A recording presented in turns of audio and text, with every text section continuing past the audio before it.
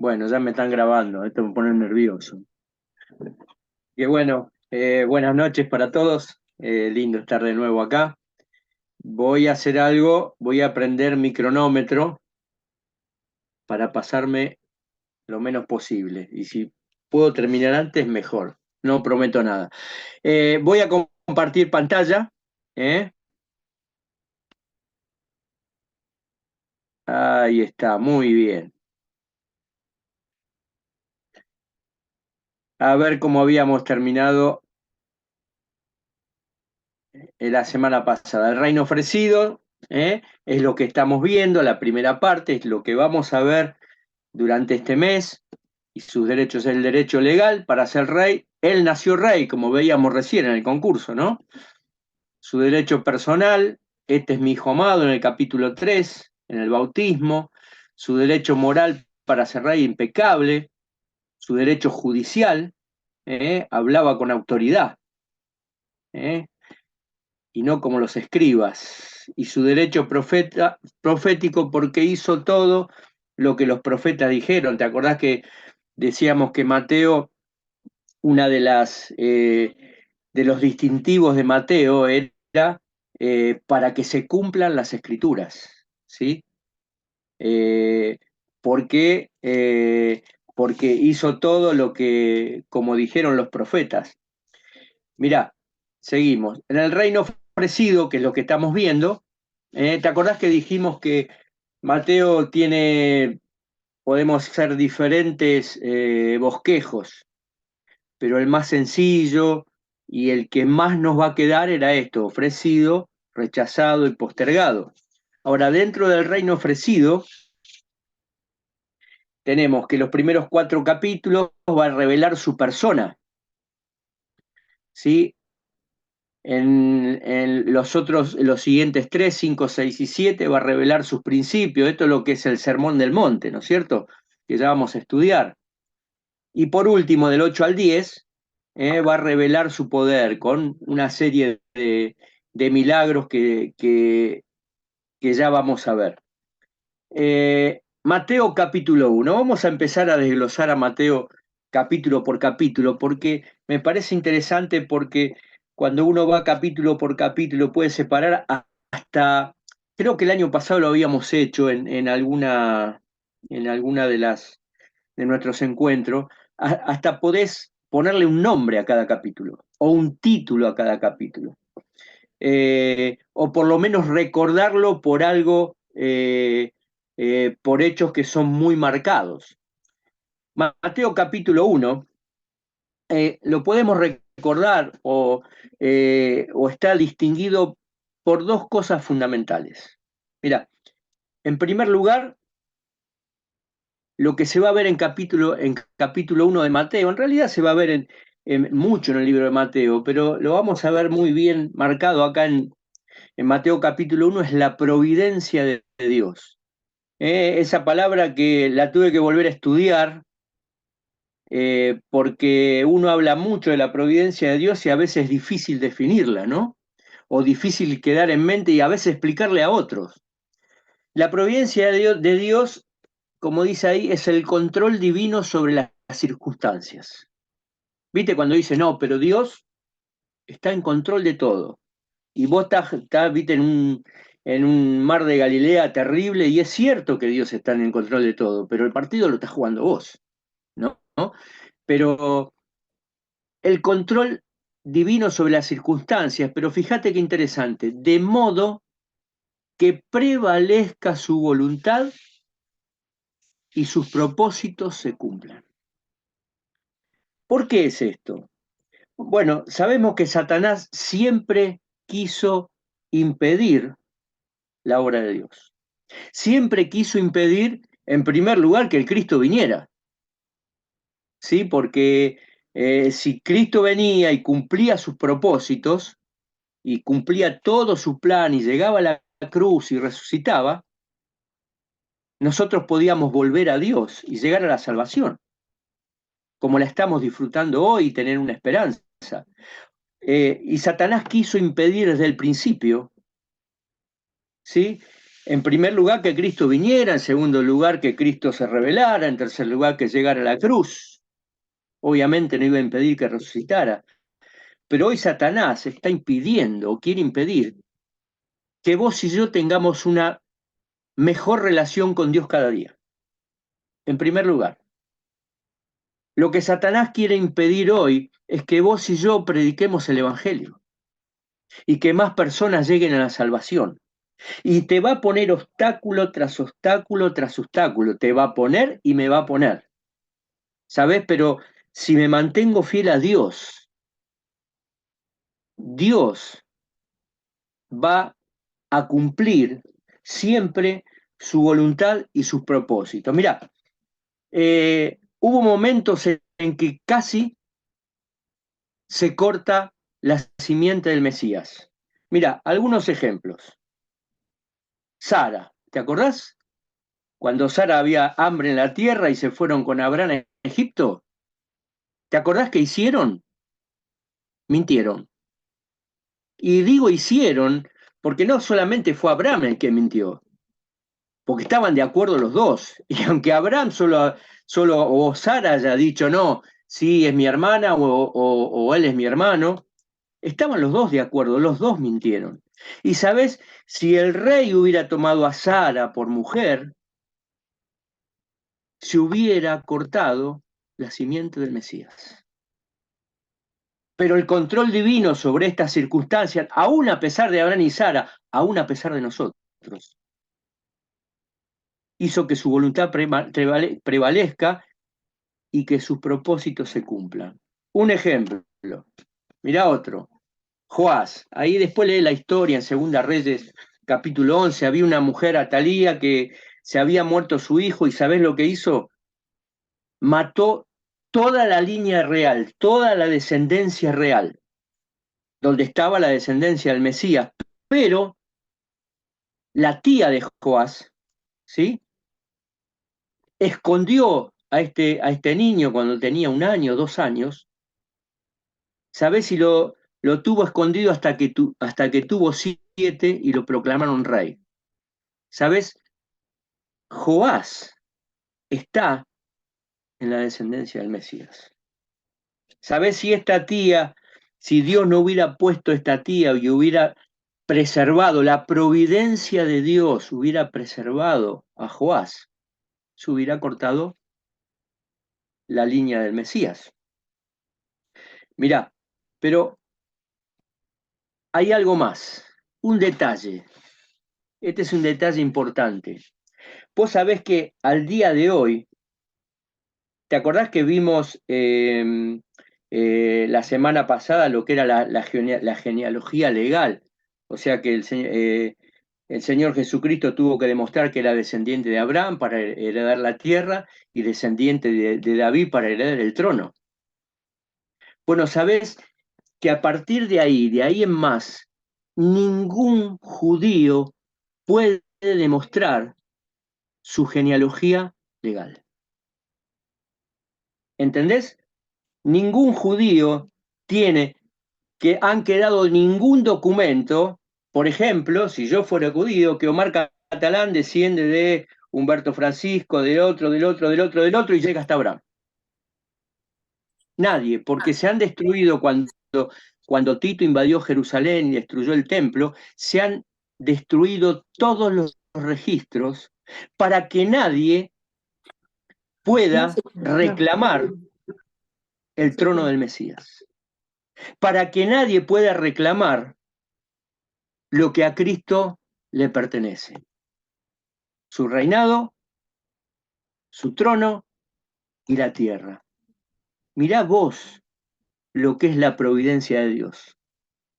Impresionante este detalle, ¿no? Mirá, voy a decir una frase. No está anotada acá, pero me encantó.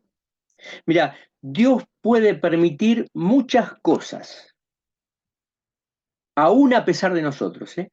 Dios puede permitir muchas cosas, menos una, que no se cumplan sus propósitos. Dios no puede renunciar a su providencia. Dios puede permitir muchas cosas, menos que no se cumplan sus propósitos. ¿Sabés? Cuando pienso en mi vida, digo, yo recibí a Cristo a los 32 años. Cuando miro para atrás, digo, ¿cómo me cuidó la providencia de Dios? Porque podía haber muerto en cualquier momento y hoy estaría en el infierno. ¿Sabés? Es con mi vida y es con tu vida. Así hayas recibido a Cristo a los 7 años, como mi esposa, a los 32 o a los 50. La providencia de Dios se cumplió en tu vida y en mi vida. ¿Sabes por qué? Porque Dios tiene un plan con tu vida. Y sus propósitos siempre se cumplen. Por más que Satanás, y yo reconozco todas las trabas que puso Satanás en mi vida para que yo no conociera a Cristo. ¿Sabes? Eso es conmigo y es con vos. ¿Sabes cómo se llama eso? Providencia, pero también se llama gracia. Esa es la gracia de Dios. Y esta es la segunda cosa que va a resaltar acá, sobre todo en capítulo 1 de Mateo, la gracia de Dios para con tu vida y para con mi vida y para un montón de personas y personas que están en la Biblia, la gracia de Dios también los alcanzó. Mira, siempre digo que Mateo capítulo 1 se ve muy clara la providencia de Dios, pero también es un canto a la gracia de Dios, porque Dios puede permitir cualquier cosa, menos que no se cumplan sus propósitos. ¿Sabes? Salmo 138:8 fue el primer versículo que me regalaron como cristiano y me encantó y me quedó grabado. Jehová cumplirá su propósito en mí. Providencia. Aún más allá de las trabas y aún más allá de mí, porque Dios tiene un plan con tu vida también y con mi vida. Pero mira, Mateo, dijimos que capítulo 1 es un canto a la gracia de Dios, ¿no? Mira, no sé qué te pasa a vos, pero yo cuando leo genealogías, eh, a veces las pasamos de largo, uy, qué aburrido, pero cuando empezás a meterte y a investigar un poquito, tienen mucho sentido las genealogías. No me pidas de otra genealogía, pedime de esta de Mateo que estuve viendo, que es interesantísima. Mirá, vamos a leer un poquito, Mateo capítulo 1, si lo tenés ahí. Dice, libro de la genealogía de Jesucristo, hijo de David, hijo de Abraham. Dice, Abraham engendró a Isaac, Isaac a Jacob y Jacob a Judá y sus hermanos. Y acá empieza, capítulo 3, versículo 3. Judá engendró de Tamar, subrayá Tamar, a Fares, y a Sara, Fares a Esrom, Esrom a Aram. Aram engendró a Aminadab a Nazón, y Nazón a Salmón. Versículo 5, Salmón engendró de Rahab, subrayá Rahab, a Booz, y Booz engendró de Ruth, subrayá Ruth, a Obed, y Obed a Isaí. Isaí engendró al rey David, y el rey David engendró a Salomón, de la que fue mujer de Urías. Fíjate que ni la nombra. ¿Sabés por qué no la nombra a Betsabé? Bueno, no sé, la cuestión que no la nombra. Pero dice, no hay una razón, no encontré una razón, simplemente no está nombrada Betsabé. Pero anotá Betsabé. Mira, fíjate una cosa, la gracia de Dios. Tamar, te dije subrayá, ¿sabés? Tamar fue culpable de prostitución y se prostituyó con su suegro, pero Dios la perdonó. Mira, Rahab no solamente era prostituta, ¿te acordás en Jericó? No solamente era prostituta, sino que era extranjera, no era del pueblo judío. Sin embargo, está en los antepasados de Cristo, porque por su fe creyó en el Dios de Abraham, de Isaac y de Jacob. Mirá, Ruth también era extranjera, era moabita, y sin embargo está en la genealogía. Y mirá, por último, Betsabé, que fue la compañera del pecado de David, ¿sí? Pero Dios la perdonó, y de Betsabé salió Salomón, y de Salomón toda la descendencia del Mesías. ¿Te das cuenta que no solamente es providencia, sino también es gracia? Te decía Tamar, te decía Rahab, te decía Ruth, te decía Betsabé. Mirá, ¿sabés? Vos viste lo que eran estas mujeres, ¿no? Bueno, lo mismo éramos vos y yo. Nosotros estábamos prostituidos, lejos de Dios, adorando a cualquier cosa que no era Dios, muertos en nuestros delitos y pecados. Pero, ¿sabés? Sobre nuestra vida cayó el mismo versículo que se puede aplicar a estas mujeres. ¿Sabés qué dice Romanos 5:20? Porque donde abundó la gracia, donde abundó el pecado, sobreabundó ¿qué? La gracia de Dios. ¿Ves? La gracia de Dios es más grande y más alta que cualquier cosa, circunstancia y aún pecado.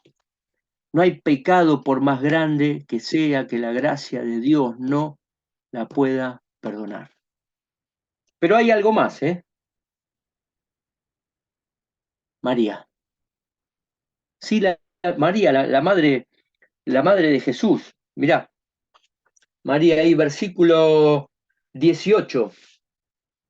Dice, el nacimiento de Jesucristo fue así. ¿Te acordás que habíamos dicho que había sido algo diferente, sobrenatural? Estando desposada María, o sea, comprometida su madre con José, antes que se juntasen, antes que sean esposos, se halló que había concebido del Espíritu Santo. José, su marido, como era justo y no quería infamarla, quiso dejarla secretamente. Y pensando él en esto,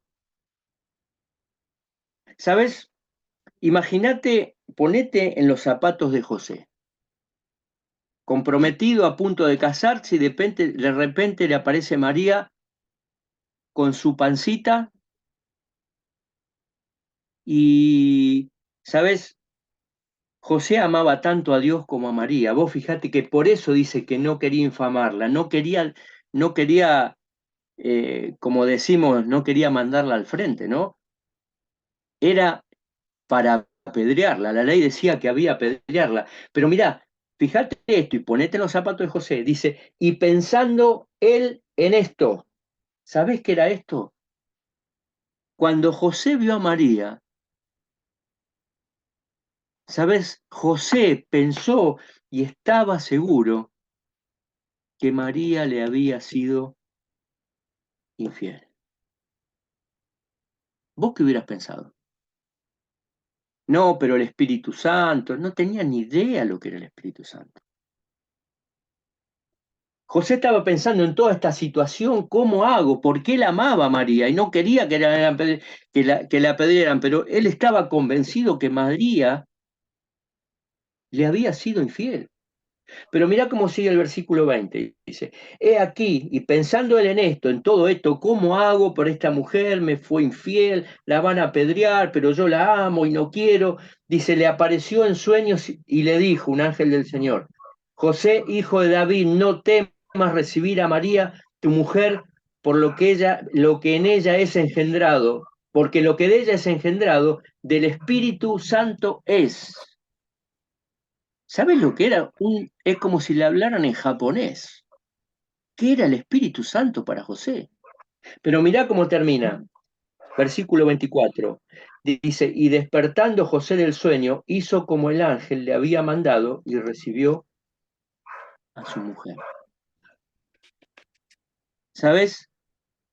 José decidió creerle a Dios, más que a su propia mente y a su propio corazón y a sus propias elucubraciones. Y tenía derecho para hacerlo. Y sabes una cosa, la no reacción de José o la fe de José hizo que, que María recibiera gracia en lugar de piedras. ¿Te das cuenta? Lo que es la providencia y el alcance y la grandeza de la gracia de Dios. La fe de José hizo que María recibiera gracia y no piedras. Impresionante, ¿no? ¿Y por qué sucedieron estas cosas?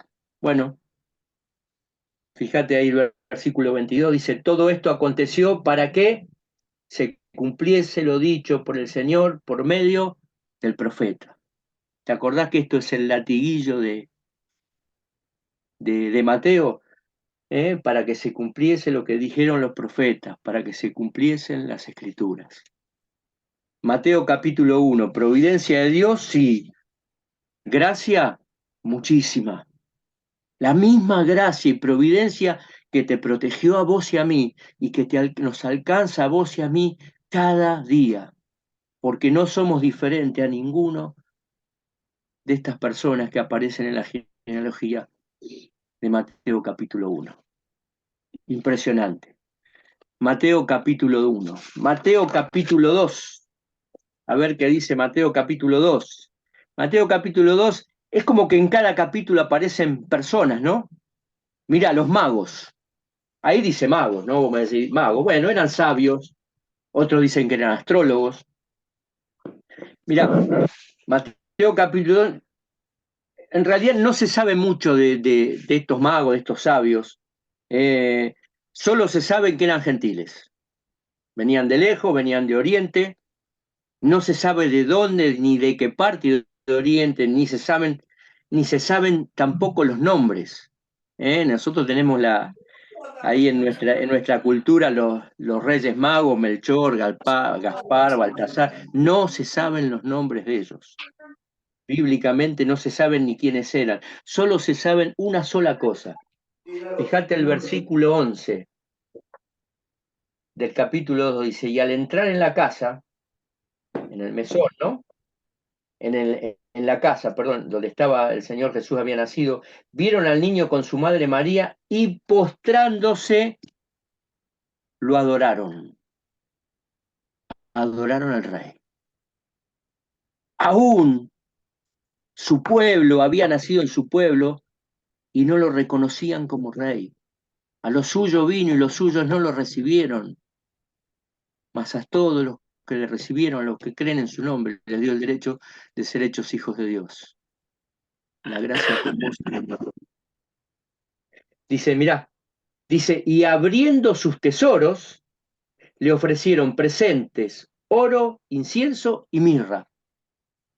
No solamente adoraron al rey, ¿sabes estos presentes a quién se los daban? A los reyes.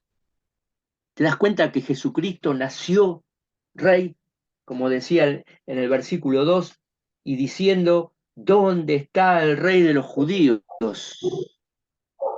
que ha nacido? Estos magos, estos sabios, ¿sabes? Muchos dicen que la visita de estos magos o estos sabios es como una indicación de lo que los gentiles un día van a adorar al rey. Y anotá ahí Isaías 60, del 4 al 7, y después léelo, que dice la adoración futura a Israel es cuando finalmente el Mesías instaure su reino, se va a cumplir esto, que los gentiles vayan y adoren al rey. No lo vamos a leer para que no se haga, para que no se nos vaya el tiempo. Los magos en el capítulo 2. Mirá, Herodes, tremendo, tétrico personaje Herodes. Fíjate,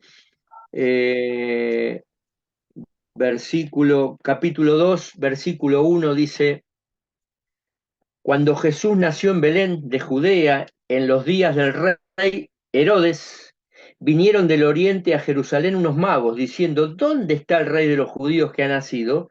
porque su estrella hemos visto en el oriente y venimos a adorarle.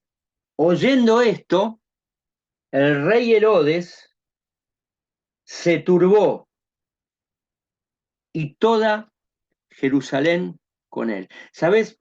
Eh, Se dice que este rey, bueno, generalmente los reyes eran más o menos así, pero Herodes era un hombre muy, muy, muy cruel.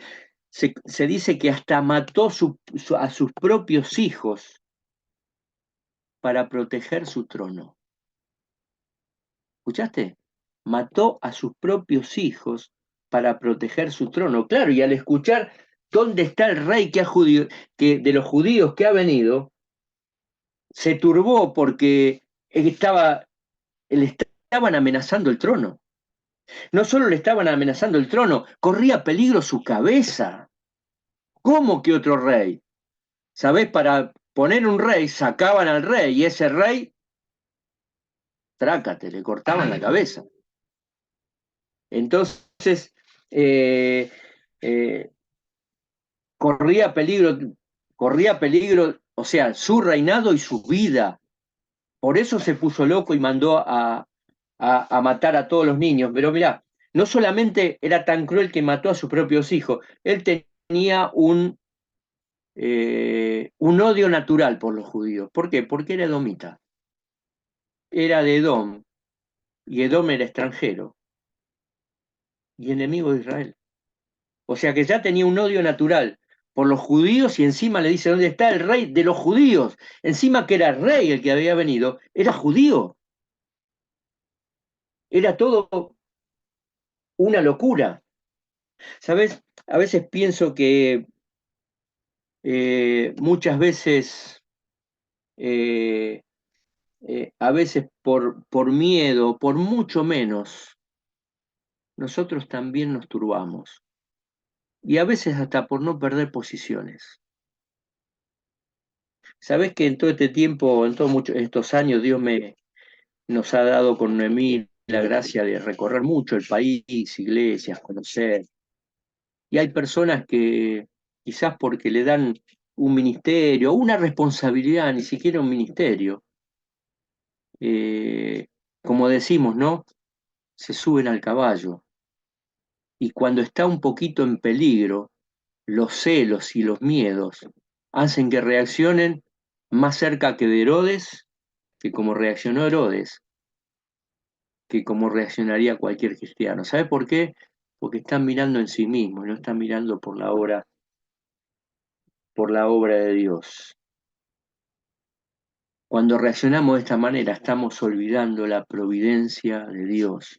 Aun cuando nos corren de un lugar o de un ministerio, Dios, la providencia de Dios, está por encima de todo eso, porque acordate, Dios tiene un plan con tu vida y con mi vida.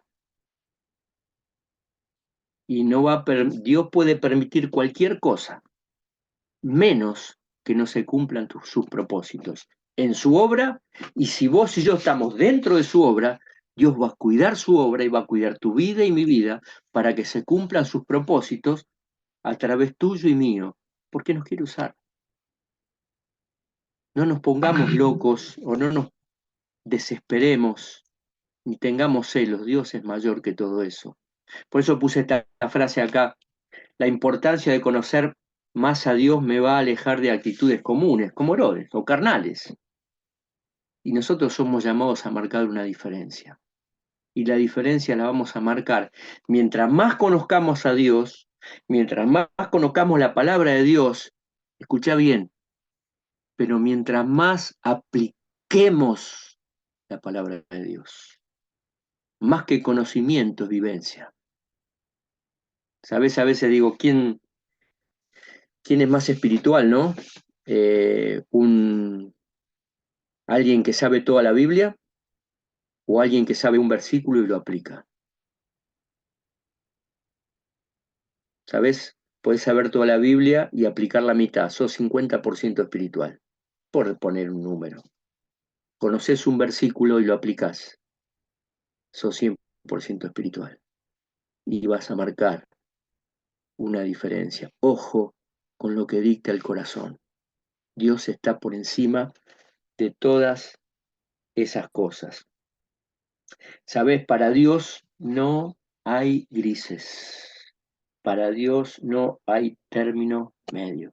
Fíjate con capítulo 2 también, Dios protegió su obra. 20 niños mató Herodes, pero José y María y con el niño fueron a Egipto y en el tiempo justo un ángel avisó que había muerto quien pretendía matarlos y volvieron y se pusieron en Nazaret y el niño no fue muerto. ¿Y por qué? Mateo 2:17 que dice, entonces se cumplió lo que fue dicho por el profeta Jeremías. Voz fue oída en Ramá, grande lamentación y lloro y gemido, y fue cuando Herodes armó toda esta matanza. Pero el niño Jesús fue protegido, porque Dios puede permitir que pase cualquier cosa, menos que no se cumplan sus propósitos. Por último, con esto termino. Ya estoy en 31. Mateo capítulo 3. Mirá, aparece Juan el Bautista. Hay muchísimo para hablar de acá, pero lo voy a resumir en algo que me pareció interesante meditando este pasaje. Mira, ¿cómo era Juan el Bautista? Y bueno, fue el precursor del Señor, fue quien anunció la venida de Cristo, que el reino de los cielos se ha acercado, como dice acá eh, el capítulo 3, dice, en aquellos días vino Juan el Bautista predicando en el desierto de Judea diciendo, arrepentíos, cambien de mente, si van para allá, cambien de actitud, van para allá, vayan para el otro lado, arrepentíos, porque el reino de los cielos, ¿te acordás? El reino de Dios, con las leyes del cielo, se ha acercado, estaba el Señor Jesucristo ahí, fue precursor, él predicaba el bautismo de arrepentimiento, no de perdón de pecados, no tenía poder para perdonar pecados. Era un hombre tosco, duro, frontal. Ojo con estas cosas. Puedo ser tosco, duro y frontal y espiritual, pero puedo ser tosco, duro, frontal, puedo ser irrespetuoso, según la forma en que digo las cosas. Ah, yo soy frontal. Sí, está bien, pero las formas tienen mucho que ver, y sobre todo cuando me dirijo a autoridades. Cuidado. Mirá, enfrentó al mismo Satanás. ¿Por qué? Porque acá dice que se enfrentó a los fariseos y saduceos. Y en Juan 8:44, el mismo Juan le dice, vosotros sois, el Señor Jesucristo dice, vosotros sois de vuestro padre el diablo. ¿Por qué? Porque los mismos fariseos querían negar y matar a Jesús y lograron su objetivo. Lo que no sabían que su objetivo era el plan del Padre para que vos y yo seamos salvos. Mirá, vamos terminando. Era un hombre íntegro. No se lo podía agarrar en nada. Íntegro quiere decir de un solo corte, de una sola pieza. Era un hombre íntegro. Pero ¿sabés por qué era un hombre íntegro? Porque él tenía una identidad. Él sabía quién era. Mirá, versículo 11 dice, yo a la verdad os bautizo en agua, dice versículo 11, para arrepentimiento, pero el que viene tras de mí, cuyo calzado yo no soy digno de llevar, es más poderoso que yo, porque ese no va a bautizar con agua, va a bautizar con el Espíritu Santo. Dice, Él os bautizará en Espíritu Santo y fuego. ¿Sabes? Juan el Bautista sabía muy bien quién era. Él sabía que no era el Cristo, él sabía que anunciaba al Cristo, él sabía que él no le podía ni ponerse su zapato ni desatar sus sandalias, él sabía quién era él y sabía quién era Cristo. ¿Sabes? La identidad me va a dar integridad. ¿Vos sabés quién sos? ¿Sabemos cuál es nuestra identidad? Mira, nuestra identidad, soy hijo de Dios, soy perdonado, soy limpiado, soy redimido, y ponele todos los beneficios que recibiste en la salvación. Y si soy hijo de Dios, perdonado y redimido, y cuando miro para atrás todo lo que Dios me limpió, no me queda otra cosa que andar como Cristo anduvo. Y mi identidad me va a llevar a ser íntegro. Eh, hay un ejemplo muy conocido, ¿no? Eh, de un hombre que fue a un McDonald's y fue a comprar un McDonald's, pasó ahí por el automac y le dieron la bolsa, se metió en la bolsa, cuando se paró por ahí a comer, abrió la bolsa y no había McDonald's, había mucho dinero. Entonces, este hombre volvió y bueno, pidió hablar con el gerente y le devolvió el dinero y un hombre honesto. Entonces el gerente, bueno, asombrado, dijo, vos esto se tiene que saber. No, no, no hace falta, no hace falta. Sí, esto se tiene que saber. Mirá, tengo un amigo de un canal de televisión, tenés que salir por televisión. No, no, no. Sí, sí, esto se va a saber. Llama al amigo y dice, no, no, no, espere, espere, espere.